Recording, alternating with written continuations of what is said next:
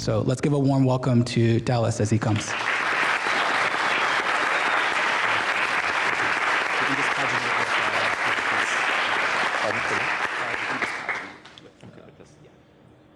you want your maple bar? Yes, I'll take that.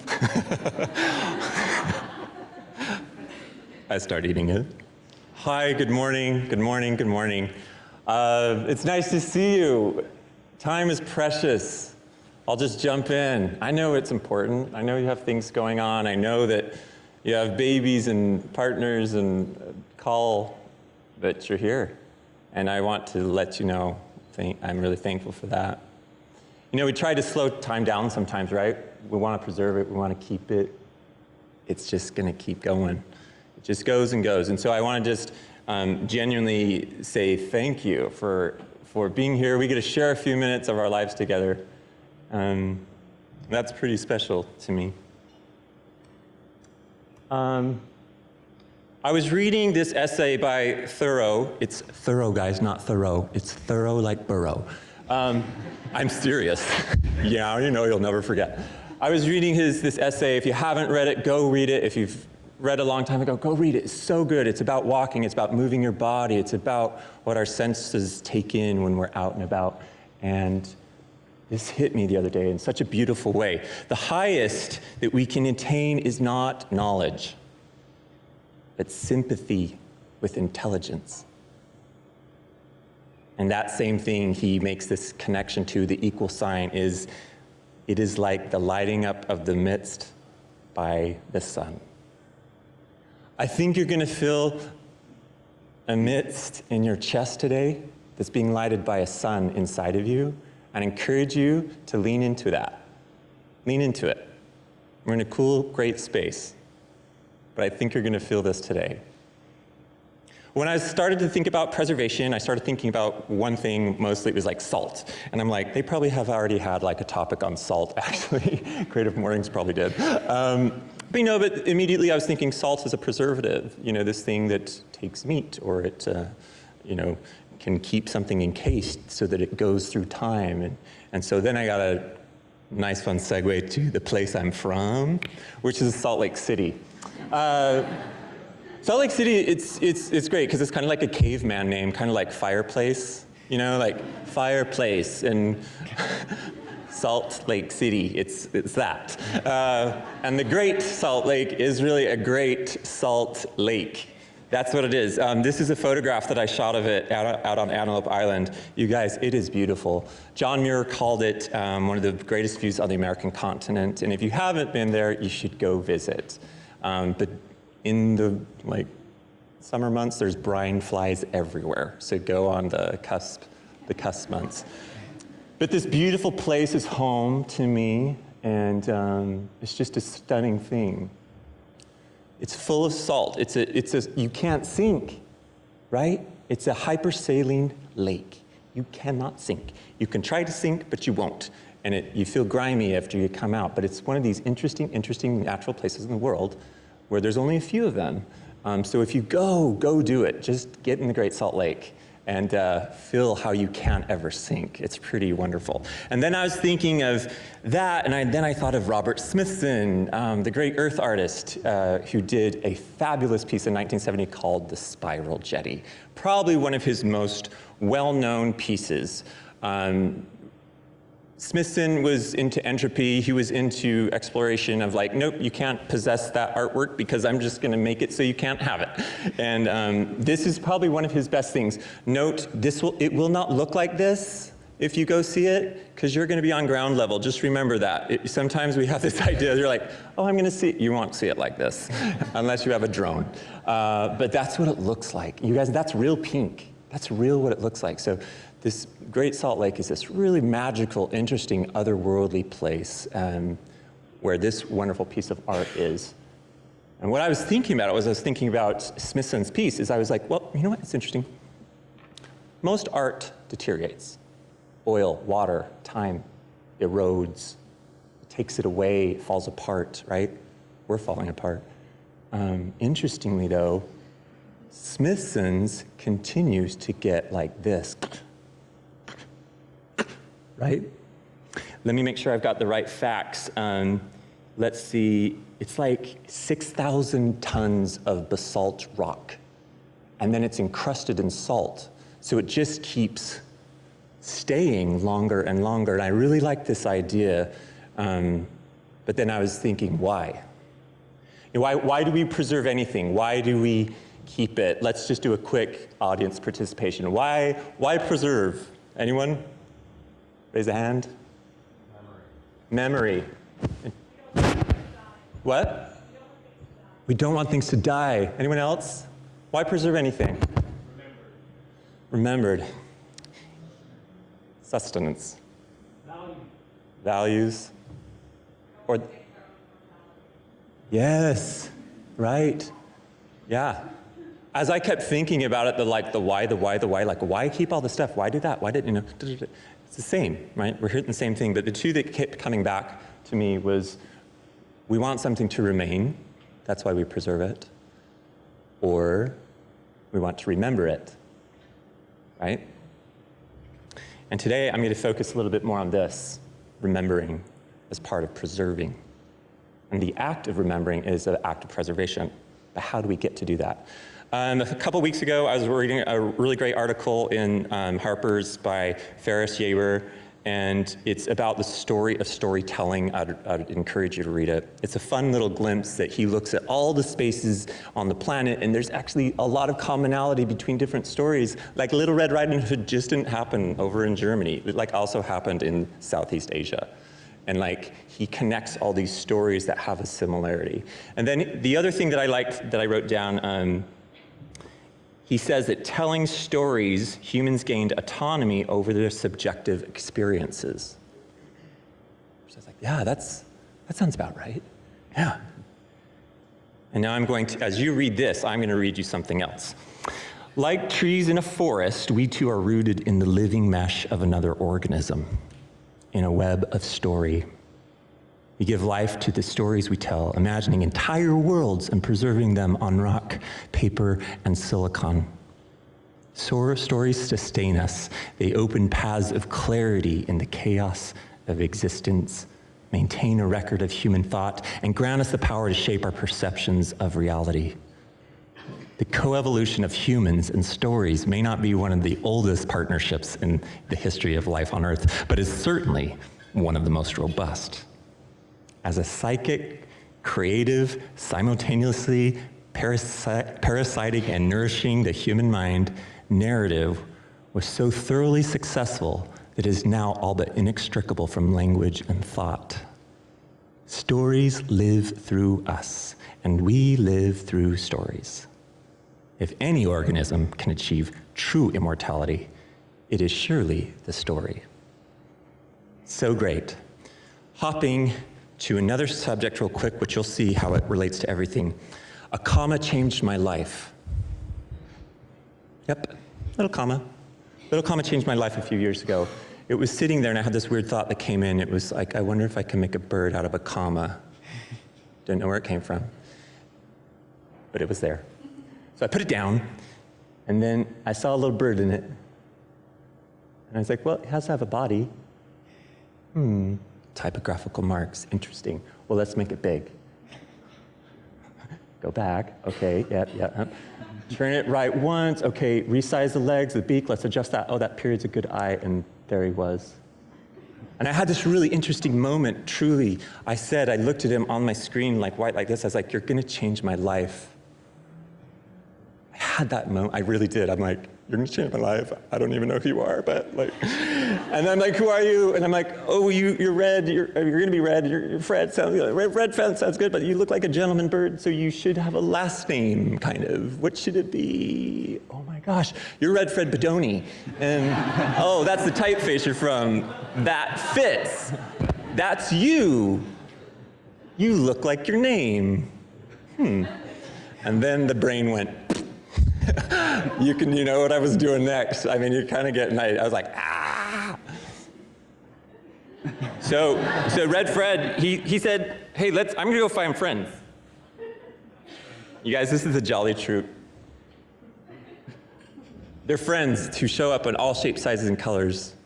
And they're really important because if the green one's not there, it looks different. And if the purple one's not there, it looks different. They're all made the same, but they're different, unique. And they need each other. So they stick together, and I started telling stories with them. And the commonality of this story was like, hey, let's just photograph this one great thing and put the birds in it. Oh, cool, great. Let's teach lessons and have fun things happen with the birds. Total fun, just having fun with it. Total delight. Working, but doing this at night at home. It's like, woo! And then in 2012, an extraordinary thing happened. My sister, who actually was living in Seattle at the time, and I didn't make that connection until 2 days ago. My sister, who was living here at the time, called me up one night. She said, Dal, get on Facebook, look up Mitchell's journey. So I looked it up, and I see this face of this child. And she goes, it's our friend's son that we hadn't seen 15 years. Mitchell had Duchenne muscular dystrophy, which is a very rare strain of muscular dystrophy. The moment mom and dad find out, it's going to be short. They'll never live past 20. And the dad was documenting this and putting it on social media, and it was just, I was like, oh my gosh, I've never seen anything like this. Photographs and images and text and words, and suddenly thousands of people connecting with this boy. And he connected to me. And I had a moment that night, and I think you've felt this too, when you sometimes, you're like, I want to do something, I want to help. I really do. What do I do?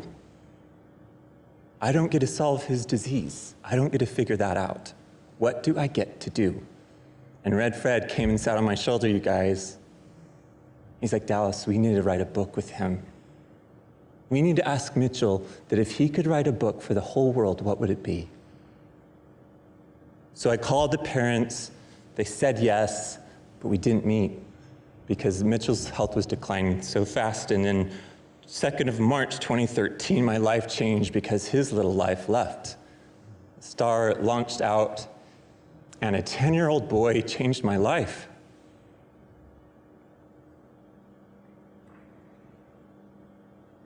Ansel Adams has a really beautiful quote that I'd love for you to see this. It's in his autobiography, another great read. With all art expression, when something is seen, it is a vivid experience, sudden, compelling, and inevitable. And that's what I felt. This is inevitable. This has got to be. And little Mitchell's life means something. Well, I can't stop seeing it anymore. All around us, there are children who live in extraordinary circumstances. They're just born, and they have critical illnesses or a life-limiting situation. They're just born, and they're in this extraordinary circumstance. How they navigate it is a real wonder to me. So I had to find another little kid. His name was Nathan Glad. He has osteogenesis imperfecta. He's 12. He's already broken 200 times. But I believed in it. It's like, let's do a Kickstarter, and let's make a book with him. So we did. Guess who showed up? 30 hours left. Someone in the top right saw our Kickstarter, and he retweeted it. And in 2 hours, $40,000 from all over the world filled up, and we got funded when we still had to make that 30,000. Gaiman saw it somehow and did his thing, and that's why we're here. We call him Saint Neil in the Red Fred family, and he was really happy for us. He was just like, yes, good, great. And these are the people that made it happen. 1,428 people who believed in what I was doing. And now this is what we're doing. I'm interested in preserving these stories of these little humans. And it all starts with the same question. This is what I ask. And this is why I think we all get it, right? If I was to ask you that question, you might already have an idea, right? We kind of think we do. We kind of think we had that thing. But this question opens up a part of human connection that all of us have. So I'm going to tell you a little bit about one of my awesome storytellers. This is Luke. Luke lives in Pennsylvania. Luke had a rough start. He was abandoned as a preemie, 3.5 months early. and he was left on the steps of the hospital. That's how he started. And the nurse scooped him up, and she took him in. And she's like, I'm going to take care of this guy. And it's his mom. She ended up adopting this little boy that she literally picked up off the steps. She's an angel, like one of the coolest people I've ever met on the planet Earth. Her name's Heather. Luke has a rare condition called, I know what it is, but I think I'm a little nervous, childhood interstitial lung and diffuse disease, which means basically his lungs don't develop. So by the time he was growing into his little body, 7, 8, 9, his lungs weren't growing. So guess the only thing is an operation, which is a double lung transplant. I didn't know what that was. I didn't know they did that. They do, and guess what? The mortality rate is 1 in 2. That's 50% survive, 50%. It's not negotiable, 50% make it. Luke made it. He did at age 9, he made it. Now he's 18, he walks 3 miles every day, and he also has, he has a bowel disease too, which limits him from eating sometimes. Sometimes only he gets food through IV. When I was visiting with him making his book, he couldn't eat, he could eat ice cream, but that got tired soon. And somehow he maintained this good nature, right? This is another thing that represents Luke.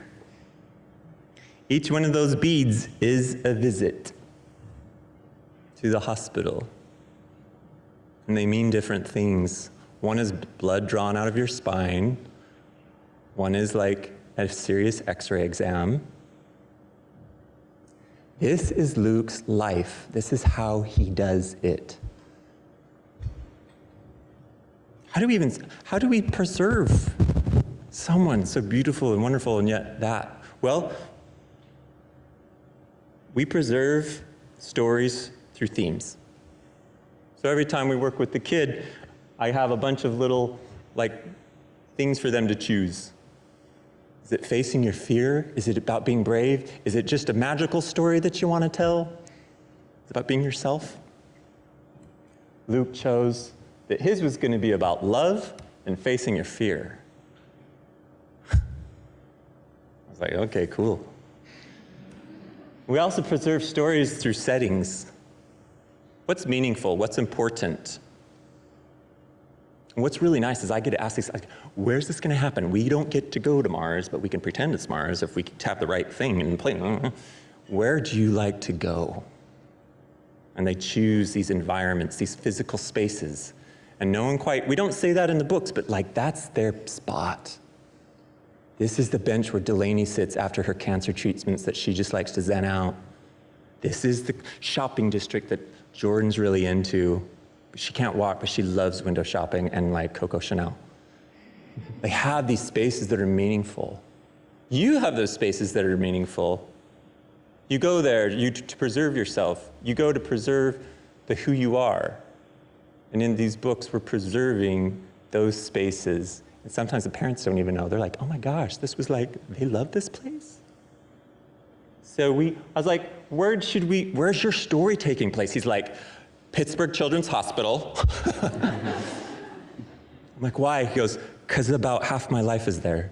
It's 6 hours on the other side of the state, and he goes twice a month, sometimes for 6 days at a time. He's just like, Dallas, all my friends are there. He's like, just people, my whole life, these are the people who take care of me. So I want to have it partly at the Children's Hospital. Anything you want, baby. Arcade. Do you know what's interesting? He can't move a lot, he can't walk a lot, he can't run a lot, but guess what he is awesome at? Games. And I was playing games with him, and he took me down. And he's good at that. So I was like, oh, he's like, yeah, my book's gonna be about an arcade game. Yeah, let's do that. And then these smokestacks that were just these interesting, cool things, and he wanted his game to take place at this old mill where iron was made, and his mom was like, oh, okay, I didn't know that. This kid has his own ideas, though. He has his own reality of what's important. We preserve stories through characters. We find a little typeface. We talk about slab serif and black letter. And that's his bird. His name's Kid Kino. And they get to choose the color. There's lots of blues. There's like 1 million blues and blues. How much time? How much? Okay, friend's telling me. So we wrote a book. He lives on the east side, and he goes to the west side, and he has these treatments because his arm's droopy. And his friends he's like, I don't want to talk about it. Let's go play games instead. And they get sucked into the game. And then they have to go through level 1, level 2, level 3. Dallas, can my oxygen tank be in the story? Totally, yeah. The guy that goes with you every single day is going to be in this story. And then he fights the big bad with his friends. Magnus suddenly got stretchy. I didn't know that. And he takes out the big dread Fred. And then they come back out of the game, but he keeps his bionic arm. It works now, but it's bionic. And he decides to call it Droopy. And he flies off with his friends. We preserve these stories through lessons. Now, what's kind of beautiful, and this, I'm going to do it in a minute, you're going to have a second to, but all my kids, I say, hey, you got 2 chances to say 2 things to the world in these bright badges. They can't ever be the same as anyone else's. You can't copy. It has to come out of your head heart. What do you want to say after they read your book? So we're cheating a little because you didn't get to read the book. But here are Luke's lessons that he would tell you if he was here.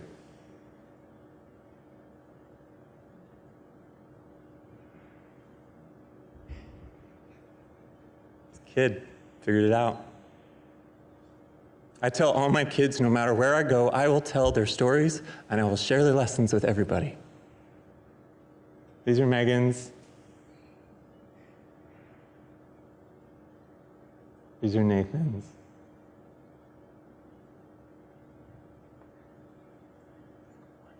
Like, I'm serious. Like, that, he just thought of that. And you're going to help me preserve their story too. So far, we've worked with 12 children across the country. Maya is the bottom right. Her book signing is on the 8th in Richmond. And guess who I've been working with all this week and down south? It's Washington State's boy. This is JJ. He's a miracle. And that's his bird. AZ. And we're going to do something good. We have how many minutes? 6 minutes. All right, I'm just keeping it real. This isn't rehearsed, by the way, what we're going to do, but I want to really see if we can do something. It might make you a little like, but I want you to, instead of thinking about yourself, I want you to imagine that there is a child who wants to make a book. Guess what's in his book? His bird is going to turn into a dragon, and guess what the dragon does? He breathes kindness fire on everybody. So, I'm going to put some music on because I'm feeling the vibe. And I want you to let go. I want you to let go of like who you're supposed to be in your suit, whatever. I want you to instead think of these children who I want to share these messages with you. And I think I have, I've got this music. I love music. You're going to be like, you're crazy, Dallas. I'm like, I know. How do I do wrong?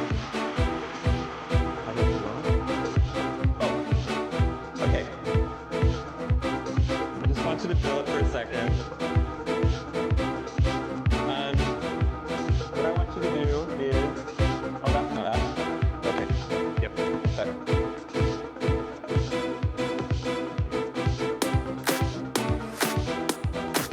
I want you to be a part of the book. How do you do it? I want it to look like this. for him. And that's what I'm doing the whole time I'm here. I'm going to go find people's help up. So this is what I want you to do. I want you to donate $25 to that boy. To his book. There you go. And then, we're going to do it right now. And then number two, I want you to text someone. If you don't even have to think for 1 second, you can just be like, babe, do this right now. We need to help me get this book. You're going to be in it. Everyone who donates